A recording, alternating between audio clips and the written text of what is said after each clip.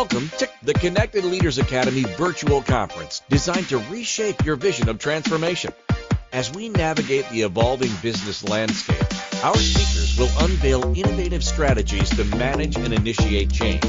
Prepare to adapt, innovate, and lead, ensuring your role as a catalyst in this transformative era.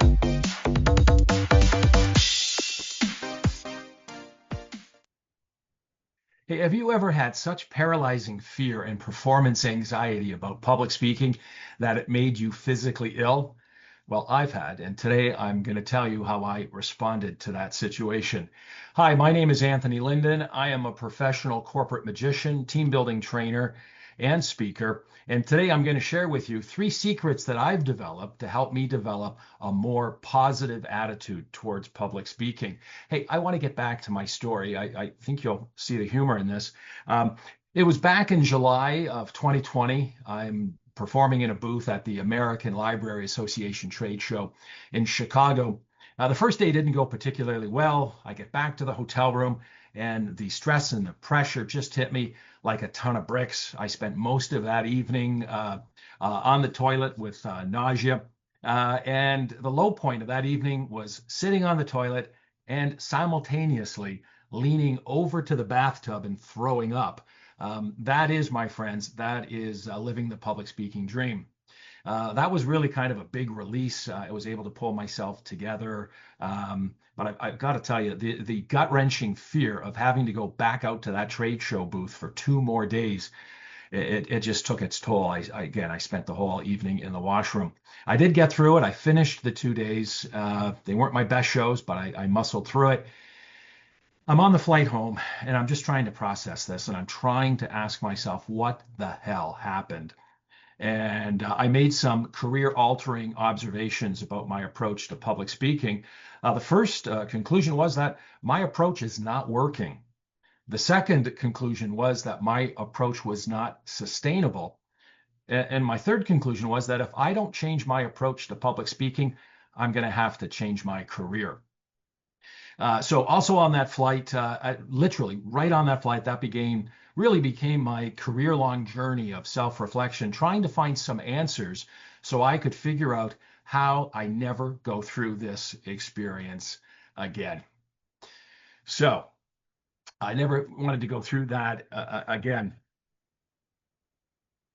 You might be wondering, hey, who is this Anthony Lindan guy? Why should I listen to him? Well, I'm not famous. I'm going to be completely honest. I'm not famous. I'm not on TV. I'm not a social media influencer. I'm not a best-selling author. I'm a magician. I'm a team building trainer, and I do some speaking. But what I bring to the table today is over my 30-year career, I have done thousands of paid presentations to business audiences across North America. And my specialty is using magic as a marketing and communications tool.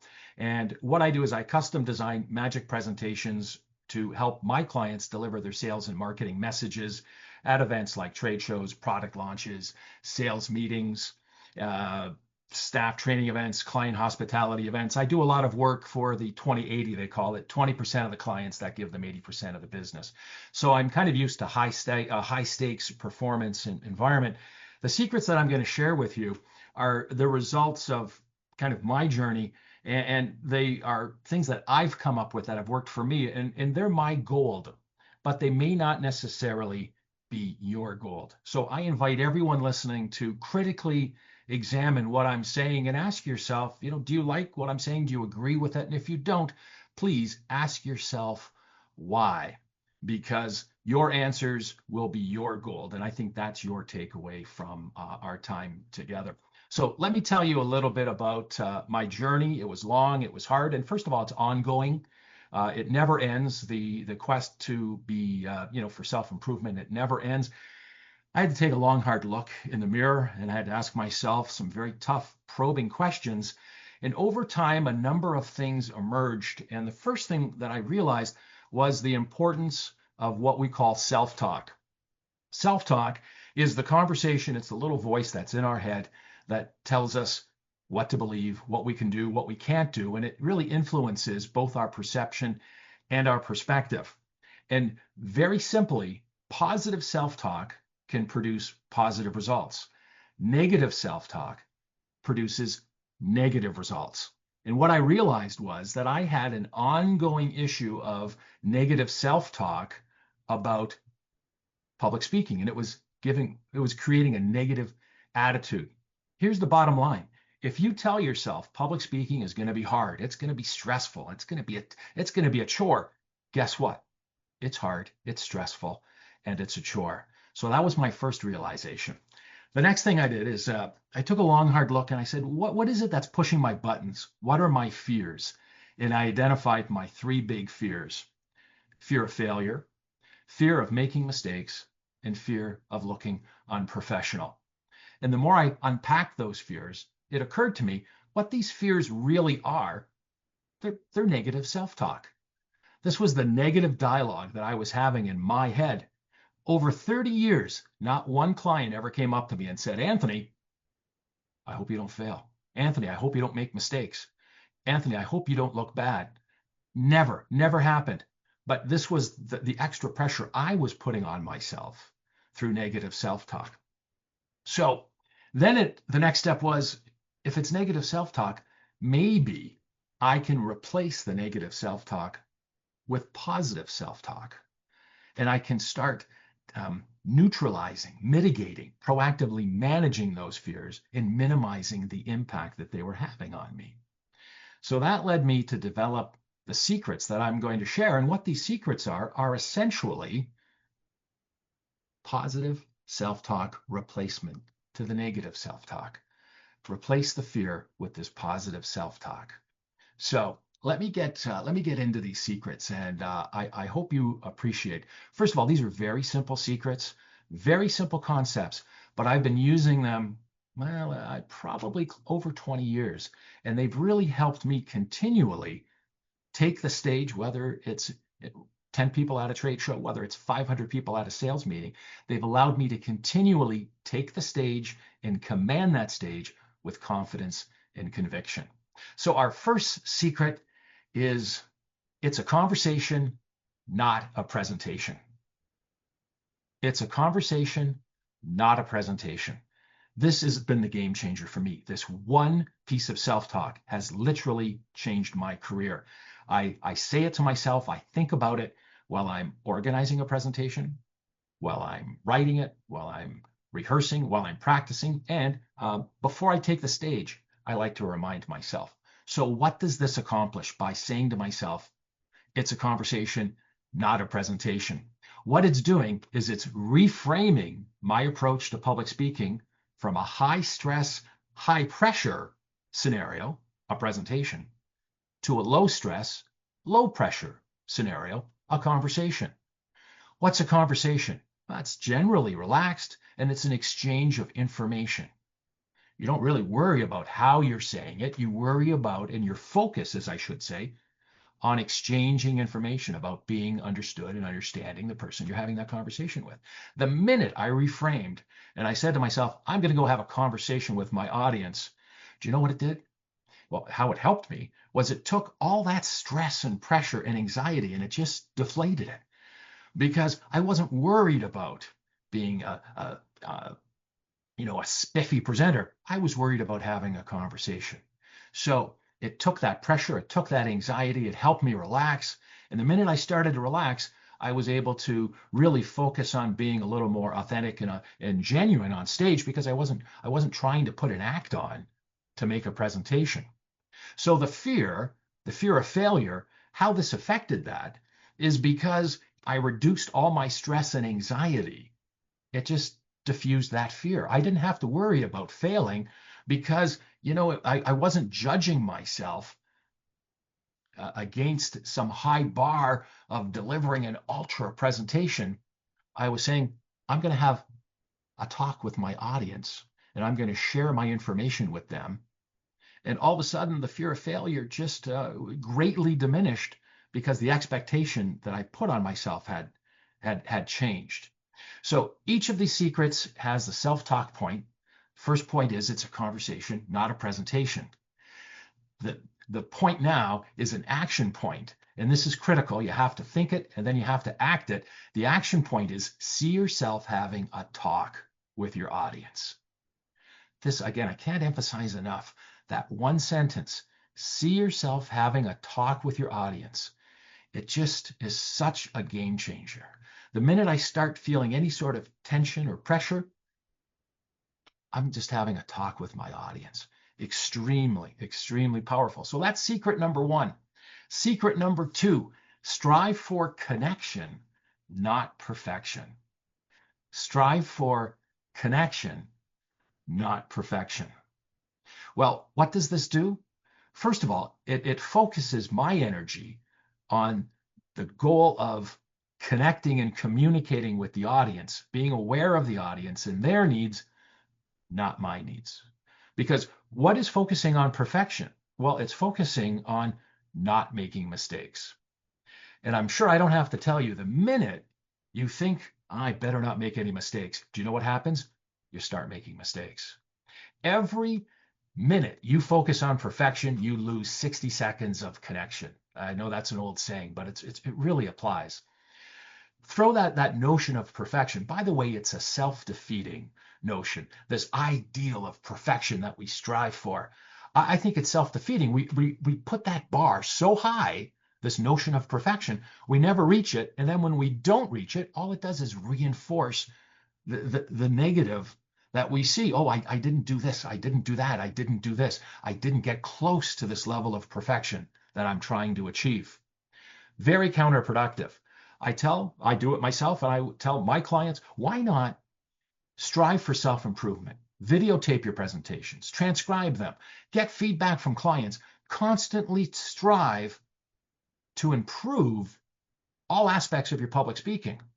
That's great, but don't focus on perfection, particularly while you're on the stage. Focus on connection. So when I go back to the next fear, the fear of making mistakes, well, mistakes generally are twofold. You can have content mistakes and you can have delivery mistakes. For now, I'm going to assume everyone has great content. Everyone is well organized, well prepared, so we don't have to worry about content. The next thing is the delivery error. Well, that can be a potential problem, but to really have a negative impact on any sort of a presentation, you have to have a major, serious presentation meltdown error, which generally doesn't happen. So the fear of making mistakes becomes less and less because my concern is connecting with the audience, not achieving perfection and really not even focusing on my presentation. So now this fear of mistakes just kind of goes by the wayside. If you think, here's what I've learned. A powerful message, a powerful connection with the audience, that forms a bridge between you and your audience. And that bridge has big foundations that keep the bridge up. And those foundations are built on trust and authenticity and credibility and believability. You go over that bridge, you might have the occasional pothole, little hiccup. That's a delivery error. And I'll tell you, you have a solid bridge, client, audience, no one's going to notice. They're not going to care. What they're going to take away from that presentation is the power of the message and the incredible connection that you had. So for this secret, our self-talk point is strive for connection, not perfection. And what's your action point? Focus on the audience's need, not yours. So in other words, focus on the audience, not your delivery. This is a total mind shift from usually our whole concern is we're up on stage and yeah, I got to make sure this and this, and I have to make sure I'm standing in the right way. And what's that formula about eye contact again? I've got to do this and I've got to do that. And my approach has been focus on the message, focus on the audience, and for some reason, all those other elements generally will come together and will follow the lead. So that is secret number 2. Secret number 3, strive to express, not impress. Strive to express and not impress.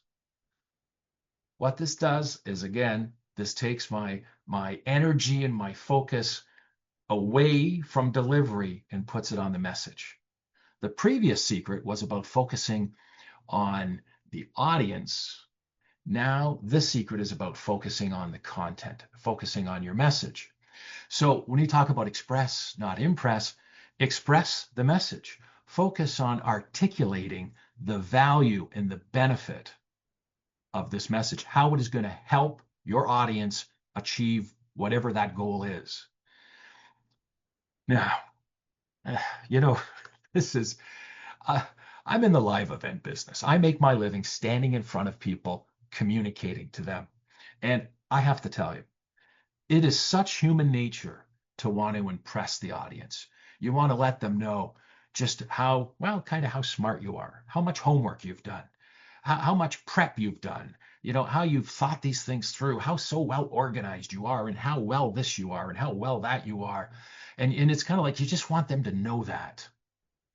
Well, the problem is if that's your focus, what it does is it takes the focus away from the message, and it takes the focus away from the connection.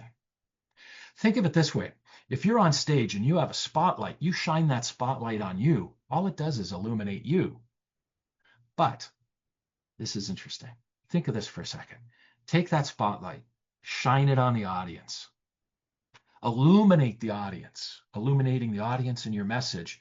And what will happen is that light will reflect back from the audience and shine on you, and then illuminate all that you are doing. Your genuine desire to help, your commitment to understand their needs, your commitment to be professional and respectful. And it's just so fundamentally different of shining the spotlight on you and being a dancing clown. Look at me, look at me, look at how great I am, as opposed to let's shine it on the audience. Let them bask in the glory of that light as they receive your content and understand how it can be applied to them. And you know what they'll do? They'll gladly shine it back on you because you're helping them. That's what we talk about. The other thing is, and this is a bit of a secret from the entertainment business, in our entertainment business, we have a mantra called show, don't tell. In other words, you show, you demonstrate your passion, you demonstrate your conviction, you demonstrate your credibility, you demonstrate your believability. You don't tell people.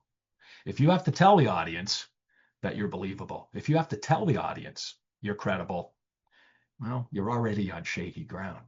Because the audience and people, we believe actions. You know the old saying, actions are more truthful than words? People look at us and they gauge our energy, they gauge our enthusiasm, they gauge our conviction, and they make conclusions about us. And if those conclusions are not consistent with what we're doing on stage, then that is a distraction and it negates the power of our message. All of this from simply trying to impress people. Throw it away. Forget it. Impress people with your actions. Impress your audience with your well thought out message. Impress your audience with how well organized it is, how logical it is, how easy it is to follow. Impress your audience by how you've done the heavy lifting, how you've connected the dots for them and have made it easy for them to have an aha moment, to see something that's going to genuinely help them improve their life, lighten their load, and then they will be impressed with you. So our talk point, strive, or our self-talk, strive to express, not impress. And our action item is focus on your message, not your delivery. Focus on the message, not the delivery. These are two consecutive secrets where the emphasis has not been on the delivery. And I think it's kind of like, I don't want to use a sports analogy because not everyone is sports minded, but if you were to be in a boat and you wanted to get from A to B, what you do is you aim your boat at the location you want to go, and then you start going. You may have to course correct, you may have waves, you might have wind, but you have to have that target of where you want to go. Where we want to go as a speaker is to deliver a compelling message and to help our audience. So if we aim our energies in that direction, do you know what will follow behind us? Our delivery. And what I have found was when I am laser focused on helping someone and delivering that message, do you know what I don't have to think about? Am I moving on stage? Am I looking at people? Am I making gestures? Like all the mechanics of speaking that we want to spend so much time and energy on. Yes, they're important, but I believe if we set ourselves up to be really connecting and expressing, that these things kind of fall into place. Doesn't mean we don't have to be aware of them and we shouldn't be practicing them, but it shouldn't be our focal point while we're on stage. So we're going to express our message. We're not going to try and impress, and we're going to focus on our message and not our delivery. So I'm going to wrap things up here. And first of all, I believe everyone can reduce the stress of public speaking by using positive self-talk to improve their attitude and their mindset. I would invite everyone listening to take a look at themselves, look in the mirror, and maybe try to identify some areas of negative self-talk that you can identify and then you can change and replace them with some positive self-talk. You're welcome to use my secrets, or you can come up with your own. The point is, the minute you've identified the negative and replaced with a positive, you're going to see a tremendous improvement. You're going to see an incredible reduction of stress and anxiety, because I believe the greatest stress pressure in public speaking is the stress and pressure we put on ourselves. I said it earlier, clients don't come up to me and tell me how pressure it is and hope I do a good job and this. It is the fact that I continually have an ideal of what I want the presentation to be. And then at the end of it, I measure my performance against that ideal. And the problem was, as I experienced at that trade show in Chicago, for whatever reason, I wasn't able to reach that ideal. And it made me literally throw up from my reaction to it, from my stress, how I questioned my abilities. I questioned my competency. I questioned my commitment. I questioned my resolve. All of that because I couldn't quite do what I told myself I should be doing. So the answer was, let's re-examine. In that case, I had to re-examine, what was I telling myself? And I said, I need to tell myself different things. And again, that's how these secrets came about, because I don't want to keep telling myself negative things. Why? Why make something harder than it has to be? The goal is to understand your goal, understand where you're going, give yourselves the tools and the resources to be successful, get the most direct path there, and to simplify it and to reduce stress and pressure, not add to it. Reduce that stress and pressure. Well, these are the secrets that have helped me really kind of replace fear, stress, and anxiety with poise, confidence, and enthusiasm. And I really believe that this type of approach can help everyone listening today. So I think you can achieve the same. And what I'd like to do is just recap, leave you with the 3 self-talk points and the 3 action points. Secret number 1, it's a conversation, not a presentation. Your action point, see yourself having a talk with the audience. I cannot stress this enough. If there's just one thing you take away from today, secret number 1, it's a conversation, not a presentation. See yourself having a talk with your audience. Secret number 2, strive for connection, not perfection. Your action point, focus on your audience's needs, not your own. So focus on your audience's needs, not your own. Secret number 3, strive to express and not impress. So focus on delivering your message and not your delivery. That's it. Listen, I want to really thank you for your time. I hope I've provided you with some nuggets of gold that you can apply to your own public speaking. I'd love to hear your feedback, your questions, comments. Drop me a line. I'm Anthony Lindan. Thanks for listening.